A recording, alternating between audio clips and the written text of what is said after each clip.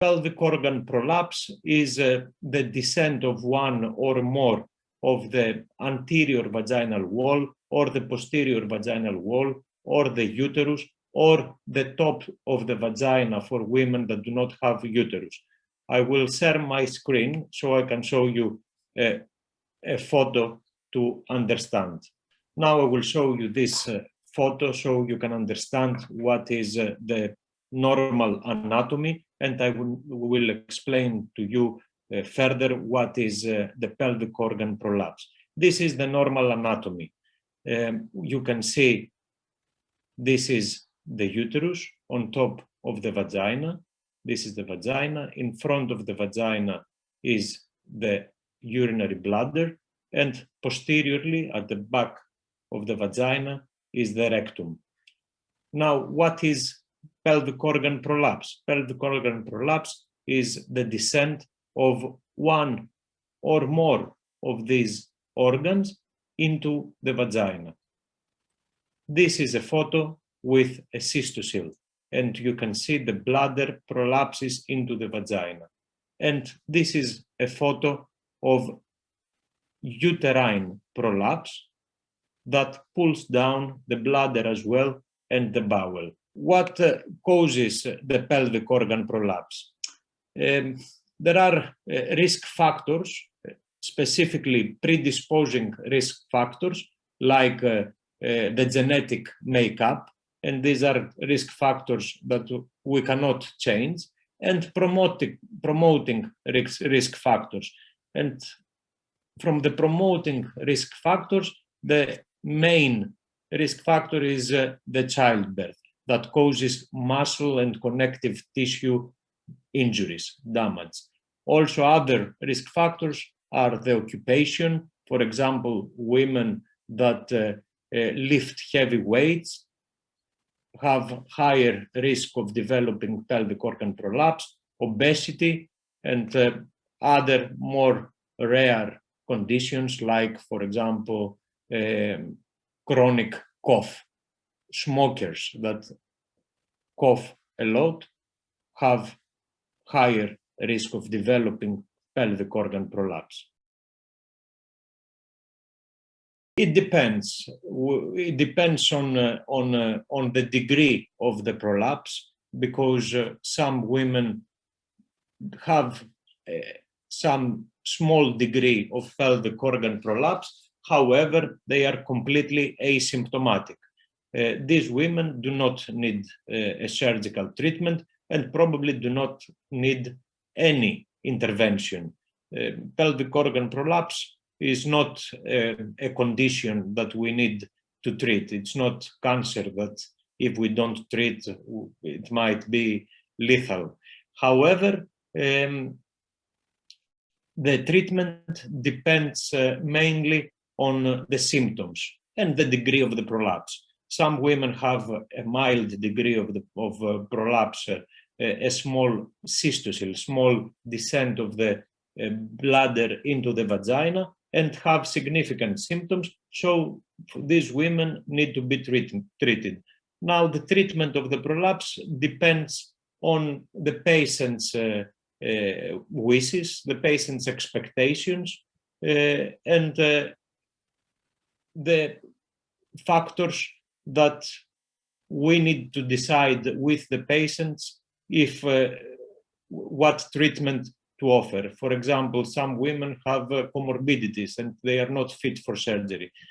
Now, the treatment options of the prolapse are either conservative in mild degrees of prolapse or surgery.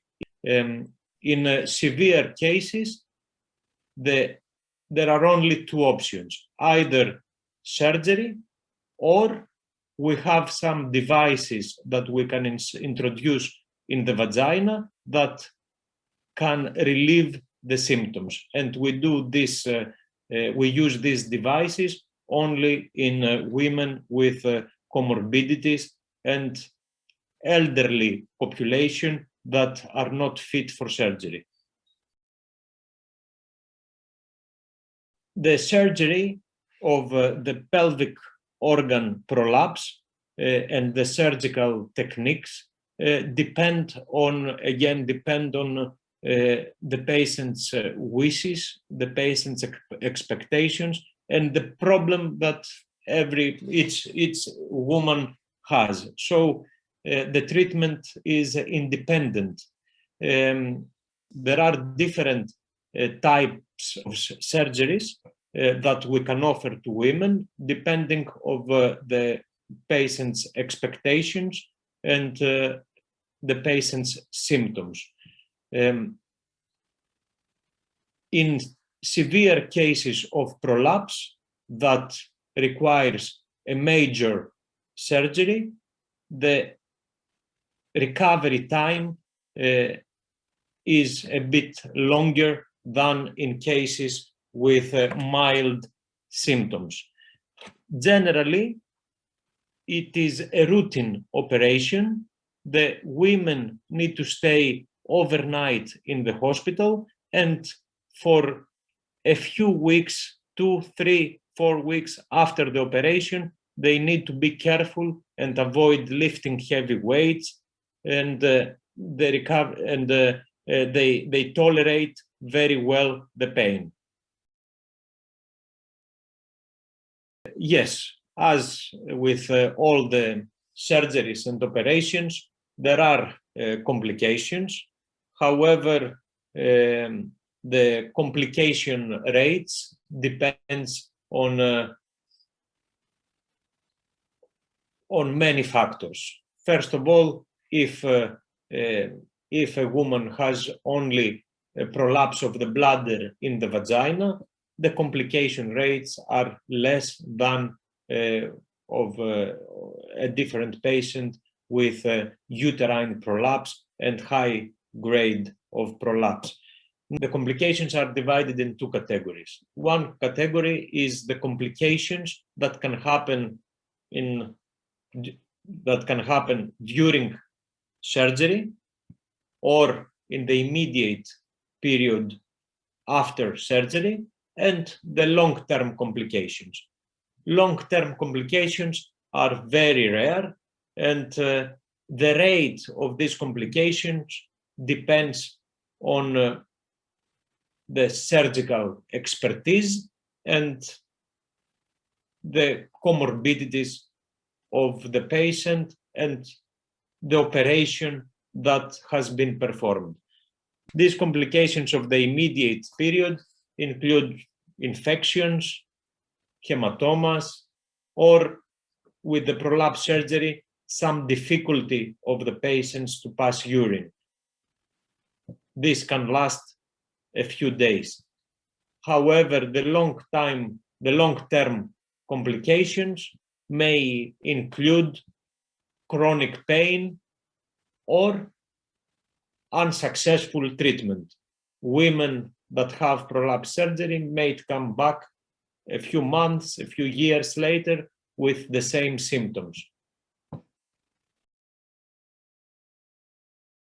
There is a big variety of symptoms that the pelvic organ prolapse may cause. The most common symptoms include feeling a pressure or fullness in the pelvic area,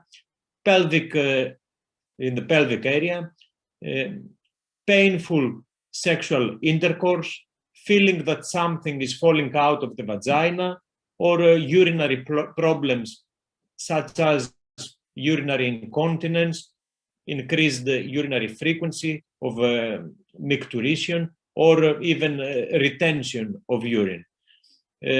Other symptoms may include constipation, even vaginal bleeding.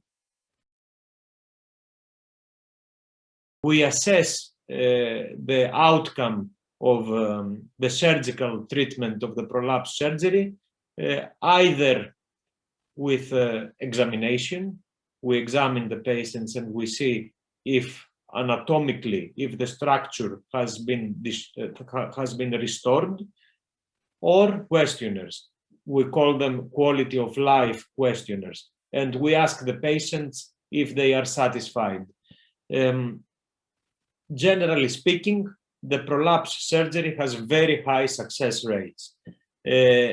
But the success depends on the patient's expectations and the surgical expertise.